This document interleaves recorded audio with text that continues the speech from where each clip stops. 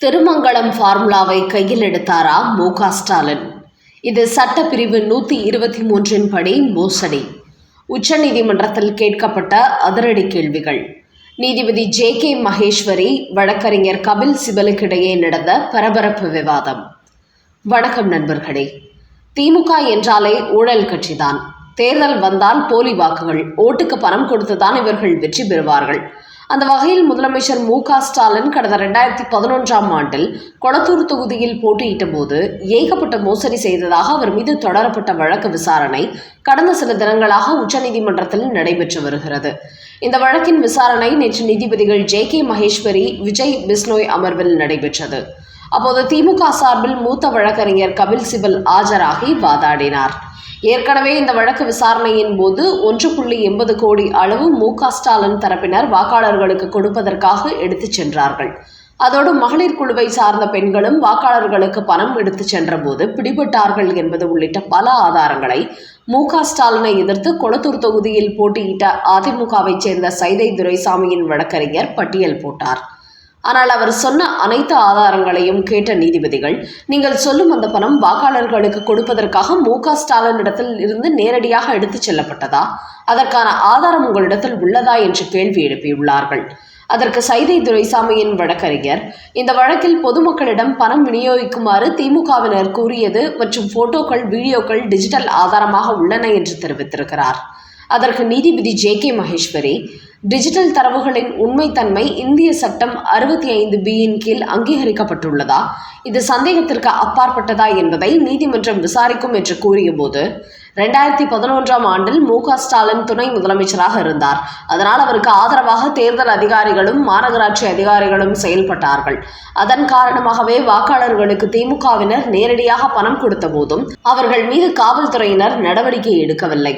ஆனால் இது மக்கள் பிரதிநிதித்துவ சட்டம் 123 கீழ் சட்டவிரோதம் என்று சைதை துரைசாமி வழக்கறிஞர் வாதாடியுள்ளார்.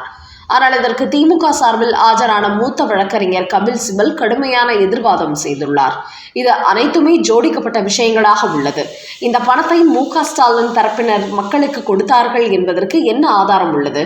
தேர்தலில் உங்களுக்கு எதிராக போட்டியிட்டு வெற்றி பெற்ற காரணத்தால் அவர் மீது இப்படி அடுக்கடுக்கான பொய் குற்றச்சாட்டுகளை சொல்லாதீர்கள் என்று எதிர்வாதம் செய்துள்ளார். அதை கேட்ட நீதிபதி, வாக்காளர்களுக்கு கொடுப்பதற்காக மு.க. ஸ்டாலினிடத்தில் நேரடியாக பணம் எடுத்து செல்லப்பட்டதா?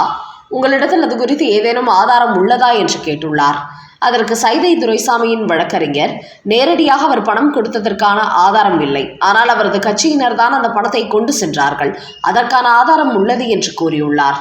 இதை கேட்ட நீதிபதி இந்த வழக்கை பிப்ரவரி 11ஆம் தேதிக்கு ஒத்திவைத்துள்ளார்.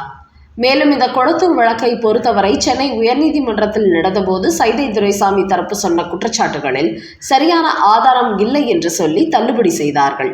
குறிப்பாக வாக்கு இயந்திரம் கோளாறு ஏற்பட்டதாக சொல்லி வாக்கு எண்ணுவதை நிறுத்தியவர்கள் மீண்டும் வாக்கு எண்ணிய போது எங்கள் தரப்பிலிருந்து யாரையும் அழைக்காமல் அவர்களை எண்ணி முடித்து மு.க. ஸ்டாலின் வெற்றி பெற்று விட்டதாக கூறிவிட்டார்கள்.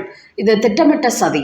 அந்த அளவுக்கு தேர்தல் அதிகாரிகள் அப்போது துணை முதலமைச்சராக இருந்த மு.க. ஸ்டாலினுக்கு ஆதரவாக இருந்தார்கள். அவரது அதிகாரம்தான் அங்கு வேலை செய்தது என்று அப்போதைய சில ஆதாரங்களை கொடுத்த போதும் அதை சென்னை உயர்நீதிமன்றம் ஏற்றுக்கொள்ளாமல் தள்ளுபடி செய்துவிட்டது.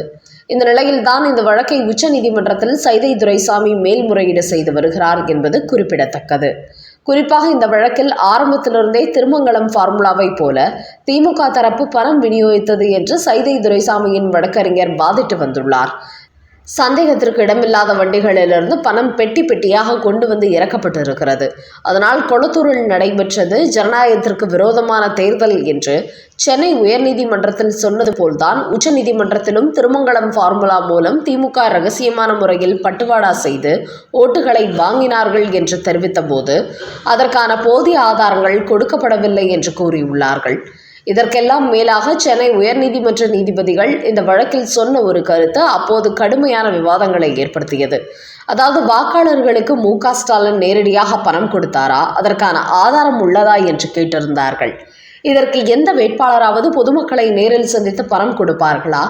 அந்த ஏரியாவை சேர்ந்த தங்களது கட்சி நிர்வாகிகள் மூலம்தான் பணம் கொடுப்பார்கள். இதுதான் காலம் காலமாக நடந்து வருகிறது.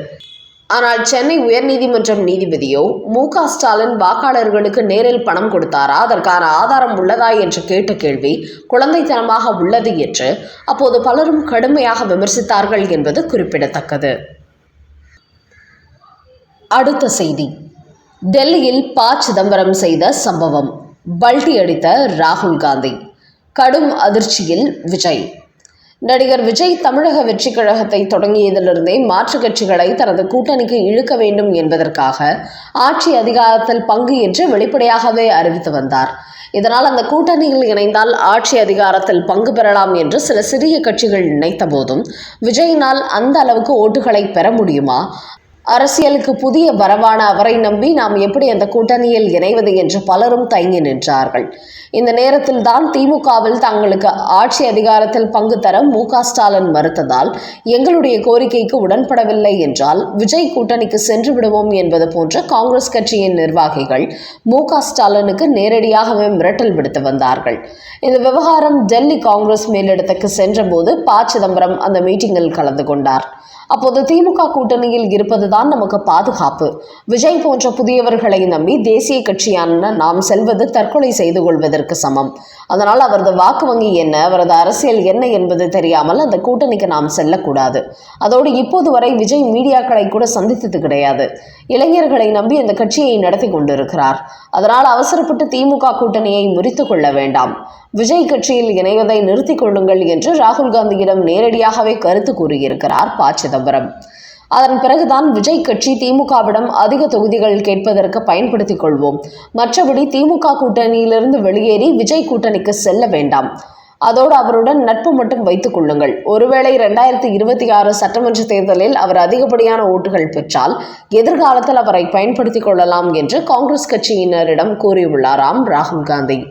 அதன் காரணமாகவே டெல்லி சந்திப்புக்கு பிறகும் கூட நேற்று முன்தினம் விஜயின் தமிழக வெற்றி கழகத்திற்கு விசில் சின்னத்தை தேர்தல் ஆணையம் ஒதுக்கியதை அடுத்து காங்கிரஸ் கட்சியை சேர்ந்த பிரவீன் சக்கரவர்த்தி தமிழக தேர்தலில் விசில் ஊதப்பட்டு விட்டது என்று தனது எக்ஸ் பக்கத்தில் ஒரு பதிவு போட்டிருந்தார்.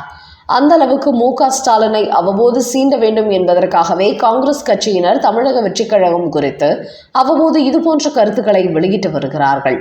ஆனால் தொகுதி பங்கீடில் பிரச்சனை ஏற்பட்டு திமுக கூட்டணியை விட்டு வெளியேறிய விஜய் கட்சியுடன் காங்கிரஸ் கட்சி கூட்டணி வைத்துக் கொள்ளுமா என்றால் அதற்கு வாய்ப்பே இல்லை என்றுதான் காங்கிரஸ் கட்சி வட்டாரங்களில் பேசிக் கொள்கிறார்கள். அதனால் நடிகர் விஜய் 2026 சட்டமன்ற தேர்தலில் அதிகப்படியான ஓட்டுகள் பெற்றால் மட்டுமே எதிர்காலத்தில் அவருடன் காங்கிரஸ் உள்ளிட்ட மற்ற கட்சிகள் கூட்டணி வைக்க வாய்ப்புள்ளது. அப்படி இல்லை என்றால் சீமானை போன்று விஜயும் ஒரு இளைஞர் பட்டாளத்தை மட்டுமே வைத்துக்கொண்டு பேரளவுக்கு அரசியல் செய்யும் நிலைதான் ஏற்படும் என்பது தெரிய வந்துள்ளது.